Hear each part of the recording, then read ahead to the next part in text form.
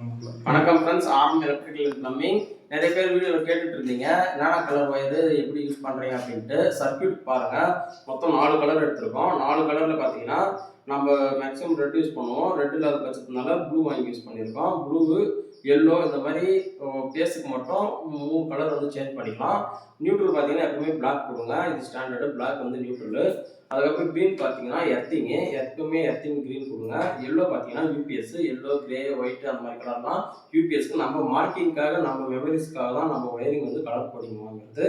அதுக்கப்புறம் பார்த்தீங்கன்னா பாயிண்ட் வந்து வர நியூட்ரலுக்கு பார்த்தீங்கன்னா 1.5ல பிளாக் தான் யூஸ் பண்ணுவோம். இதுவும் நியூட்ரல் வந்து பிளாக் தான். எங்கே பிளாக் இருந்தாலும் நியூட்ரல் தான் நம்ம அசூம் பண்ணிப்போம். அதே பாயிண்ட்டுக்கெலாம் நார்மலாக எல்லோ, ரெட்டு, ப்ளூ இந்த மாதிரி பாயிண்ட்டுக்கெல்லாம் ஒயிட் ஸ்கொயரு இந்த மாதிரி கலர் செலெக்ஷன் பண்ணி உங்கள் ஐடென்டிஃபிகேஷனுக்காக கலர் செலெக்ஷன் பண்ணி ஒர்க் பண்ணுங்கள். ஒர்க் ஈஸியாக இருக்கும்.